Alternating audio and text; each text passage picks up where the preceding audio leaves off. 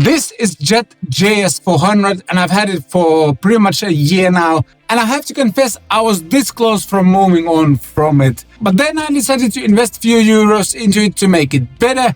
And all of a sudden, I have a guitar that I'm happily using live. By the way, the guitar was originally provided to me by Tampere Musiikki, and I did that original demo in collaboration with Tampere Musiikki. But they didn't ask for a follow-up video, and they actually don't even know that I'm doing this very video. I want to share my observations of how this guitar has kind of stood the test of time, if you will.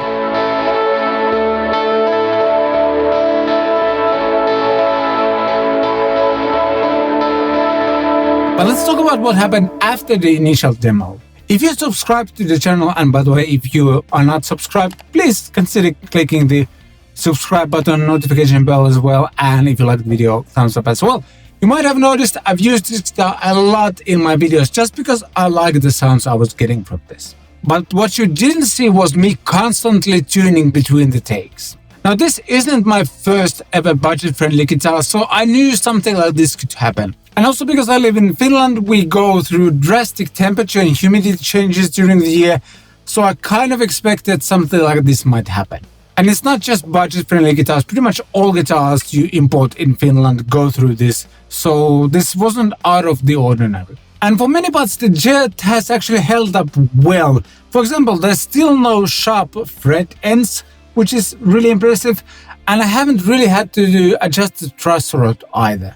But the whole guitar just kept going out of tune, and tremolo was pretty much unusable. To fix that, I tried all the basics, so swapping new strings, adjusting the intonation, experimenting with different amount of springs or tightening and loosening the springs over here. And I even added this graphite string tree over here, but none of those things helped. And if I'm totally honest, I got a bit frustrated with this guitar and I was pretty much ready to move on from it. And then one of my friends asked a simple question. Hey, have you tried swapping the nut on it? And right away, I realized I had forgotten one of the most important parts of the guitar. When you buy a JS-400, you actually get a bone nut, at least according to the specs, so I kind of assumed it's at least decent. But because most of the other options were ruled out, I decided to give it a try and invest a few euros into this process. And if it didn't work, I would move on from this guitar. So I took this guitar to a luthier and asked him to install a new bone nut over here, new strings obviously as well, and do a basic setup. And to my surprise, the guitar was ready for pickup the next day. So I did a trip to a luthier, fix all of my issues. So far, so good.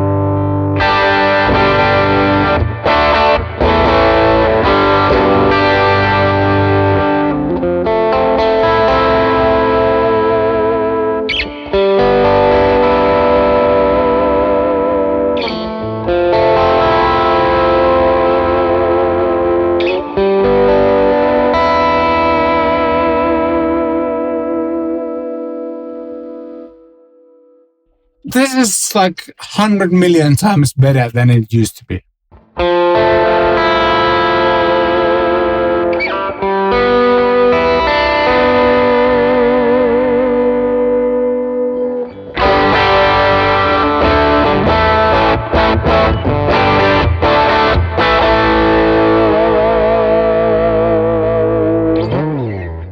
It's still not perfect, but it's getting close. I did get a note from the luthier to use the tremolo a lot, which will improve the tuning stability over time. And as of shooting this video, I'm still in the middle of that process. But even with this test, again with the studio lights, this is so much better than it was a few months ago. So yeah, I'm happy now. And I was actually that confident that this guitar is now fixed that I ended up using it live. And it went really well. I barely had to touch the tuning pegs on the guitar. It's fixed now.